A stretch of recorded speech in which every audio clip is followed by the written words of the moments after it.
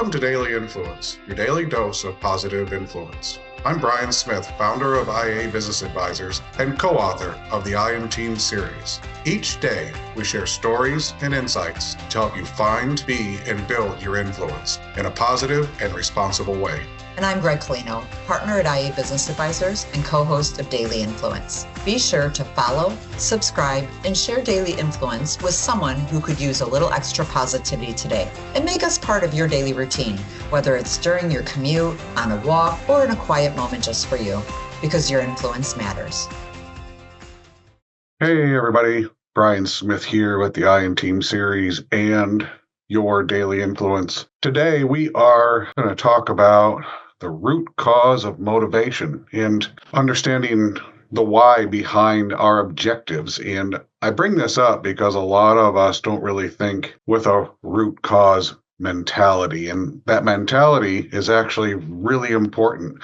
It helps us understand where we want to be in a more contextual format. It also can help us understand where we've been. Root cause analysis is something that we like to teach when we're analyzing, what caused an issue. But you can apply root cause analysis to understanding what's motivating you, setting your objectives, developing the strategies for those objectives, and then developing the tactics that supports those strategies. And for us at IA and the I Am Team series, we promote SMART management. And SMART means specific, measurable, attainable, relative, and timely. And when you apply that to setting objectives and developing strategy and tactics, you can get to root cause and have much clearer understanding of where you want to go and how you're going to get there. It is all part of having intentional influence and having that influence be as positive and responsible as we can. So being deliberate in our actions and in the way that we establish our objectives is so important.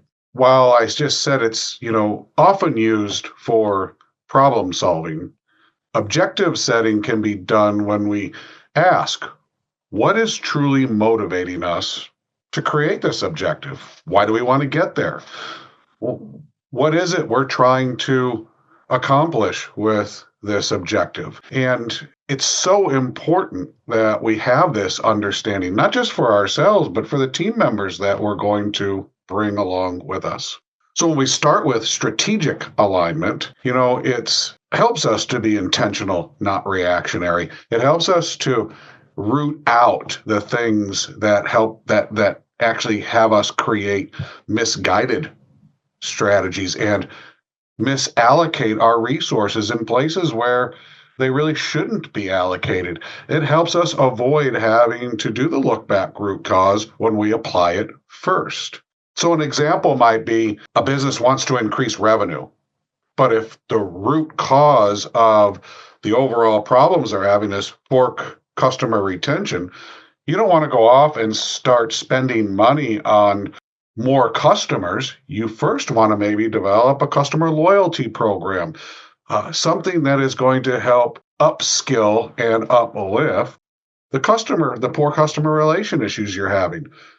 By fixing those, you're going to have an increase in revenue. You don't even have to sell yet. And why would you want to sell into an environment that has that yet if we're not being honest and looking at what our motivations are? We might make those poor choices. And by applying root cause thinking, it also supports long-term success, not just short-term fixes. I mean, you might get, in that earlier scenario, a bump in sales, but then you might exacerbate the poor customer service issues. And this happens oftentimes in our area of influence as companies come to us for help. This is a common occurrence. We're struggling with revenue development and we find out that there is a sales and or a service or delivery issue that is causing that, and they just don't recognize it or they're arrogant about it. The other thing that we often do is we set objectives for our teams without sharing why we're setting them. And that really gets in the way of engagement and it can get in the way of accountability. If people know what to expect ahead of time, They know the root cause of why you're trying to get somewhere, and they know what expectations there might be. And if you are setting these things along the way as you're building objectives, if you're developing strategies and tactics that support those strategies, then your whole team can be engaged. And your whole team understands what accountability means. It gives you those key performance indicators, not just the long-term ones, but the short-term ones, to actually bring the team along with the ride.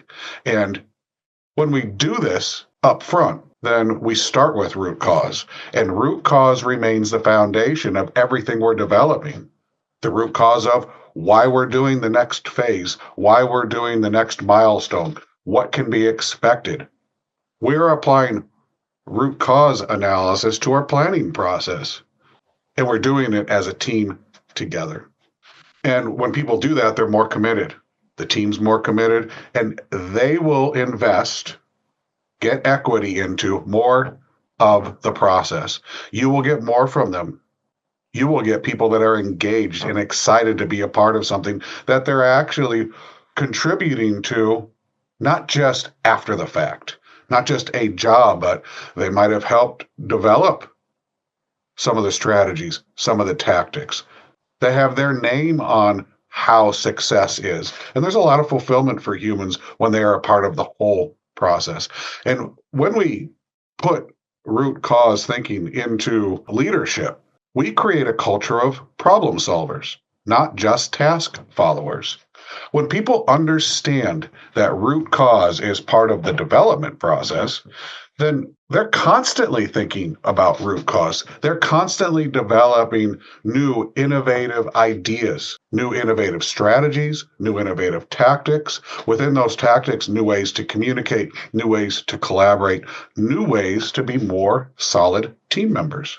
So asking things is, why is this objective important to us? And having them be able to answer that. A lot of your team don't know why we set objectives. They just know they were set and they have a part in the process, but they don't really know the whys. They don't know the root cause of why did we make this decision? Make them part of it. Make them part of what's driving it. And when they understand all of this, you're going to see a much greater engagement. You're also going to see better service, better performance. Ownership creates better environments. Equity creates better environments. And for us here, we reward our team when they are part of the process. Every single project that our team is involved in, they get something back for that. Not just their base pay, something more based on their contributions. And they understand that. And by the way, it's the same for all of us. You have to set your own compensation and your own reward program. For us, though, we make it very clear, putting yourself into a project, giving yourself into a project, understanding the root cause and why we're having that project, what the outcomes are supposed to be, what strategies we're developing and the tactics. You get a reward. So find a way to engage your team. Use root cause to do it. Use root cause to develop your strategies and to develop your tactics. And constantly challenge yourself to understand root cause proactively and, if required, reactively. But when we do it proactively, you will have awesome motivation and your objectives will be met much more consistently and to the point where you can define them as successful. Hope you've enjoyed our talk today on how to use root cause to motivate, develop objectives, develop strategies to reach those objectives, and to develop the tactics that go in reaching them. I look forward to talking to you again very soon. Have a great day.